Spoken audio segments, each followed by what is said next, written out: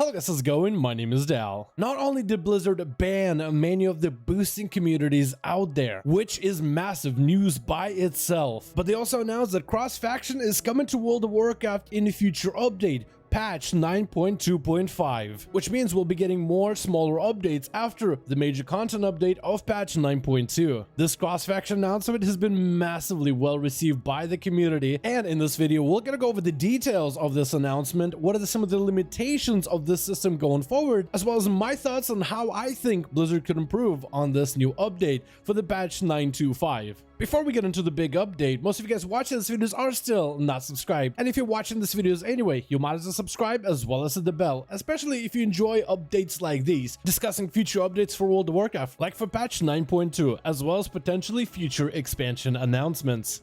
Yesterday, we got a post about cross-faction gameplay. In the post, this state that they wanted to get this update earlier, but they can't do it before the release of the patch 9.2. Therefore, it is planned for patch 9.2.5. But the cross-faction update should be hitting the public test realms shortly after the release of 9.2. This new feature update is releasing with two goals in mind. One is the focus on organized instance gameplay.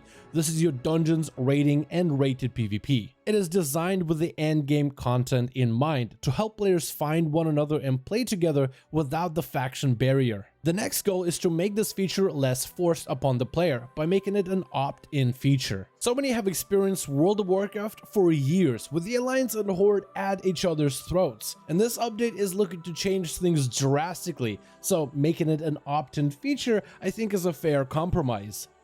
With cross-faction being enabled, you should be able to seamlessly and easily invite your friends from your BattleNet if you want to run some dungeons together. If you're part of a cross-faction WoW community, you will be able to organize a raid together with the members of both factions. This feature will also be extended to the LFG group finder. If you're looking to pug a heroic raid, maybe push Mythic Plus dungeons or arenas, you should be able to see members of either Alliance and Horde signing up for your groups. However, if you have an irrational fear of gnomes, you will be able to restrict your group to just your faction. For now, guilds are planned to be locked to Alliance or Horde. You can still raid and push other endgame content together as either faction, but you just can't be part of the same guild. In an interview with IGN, Ian Hazzikostas was asked why such a strict restriction. His response was, it's a lot easier to enable cross-faction and it's a lot harder to disable it. In case they enable it and players hate it, they won't be able to go back. And to be fair, the bones of this game have been designed with the two faction systems in mind. And I think it's fair to receive the community feedback of the system from the PTR testing before they just unleash it in case they literally cannot go back. Open World is still planned to be deadly. If you're a fan of the World of Warcraft War Mode or a fan of World PvP in general, you should be able to fight one another even if you group up together.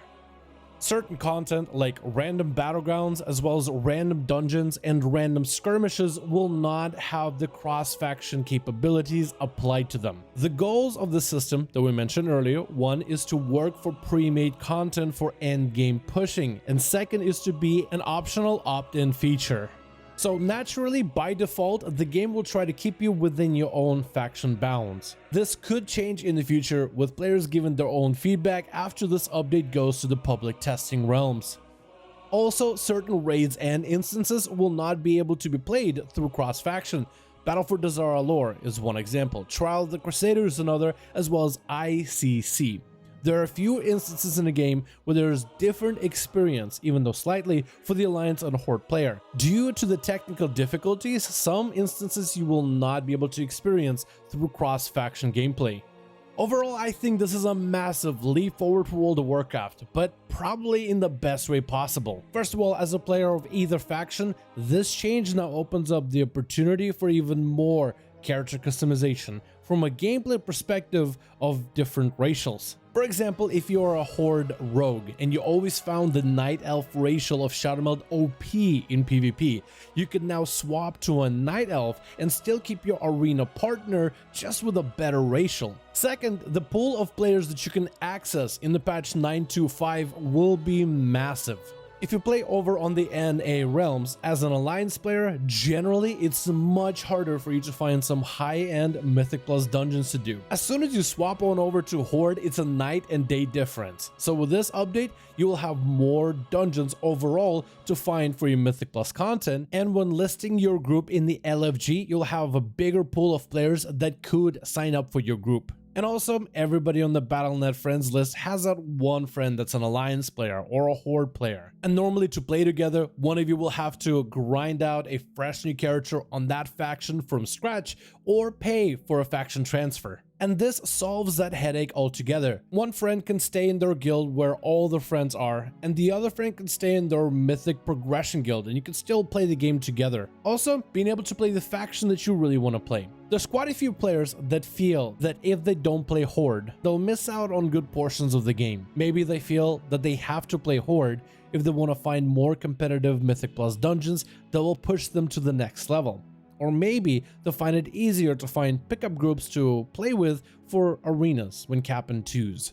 Or if maybe RBGs are more plentiful, or there are more competitive raiding guilds and more competitive raiding spots to apply for on the Horde side than it is on the Alliance, even though they would much rather play Alliance. And with this update, you will be able to keep playing with your friends, progress with your guild, push your Mythic Pluses, and still be able to choose whichever faction you want to play. Because of these pressures, Alliance as a faction, at least the high-end competitive, has been at a pretty big decline. Even though their ratios technically seem better for PvE, like on paper, Alliance should be a stronger faction. It's just the community on Horde of the high-end players is so much larger that it's really difficult for high-end players or anybody aspiring to become a high-end player to justify playing Alliance. And of course, Blizzard could try to solve this disbalance by buffing and nerfing ratios. Buff the Alliance ratios and nerf the Horde ones, and if they are successful, and maybe too successful, eventually they would need to do yet another update to try to swing the pendulum back towards the Horde,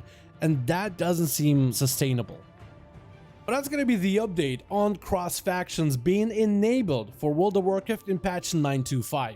Nobody expected for this kind of news to come out of the blue, and I cannot wait for this update to hit the PTR realms so me and my community can test it out in Mythic Pluses, PvP, and maybe even raids. And I want to hear your guys' thoughts in the comments below. Are you excited about this update? Are you looking forward to being able to stay on the Alliance faction while still being able to find competitive groups for Mythic Pluses, or simply being able to finally play with your friends as the opposite faction? Or are you concerned with this new direction for World of Warcraft? Do you think it's maybe too far out of a change? And how would you rather Blizzard approach this going forward? As always, if you guys found this video informative or simply enjoyed it, go ahead and give it a thumbs up. I would very much appreciate it. And as usual, in the link down in the description of every single video, we have a link to our Discord community channel. If you guys regularly hang out on these videos and comment, you might as well join our Discord for regular announcements, as well as a way to DM me directly if you want to. DMs are always open. Thank you all so much for watching this video. I do hope you guys enjoyed. Let me know your thoughts in the comments below. What do you think about this massive upcoming update? But as always, thank you so much for watching. I hope you guys enjoyed, and I'll see all of you in the next one.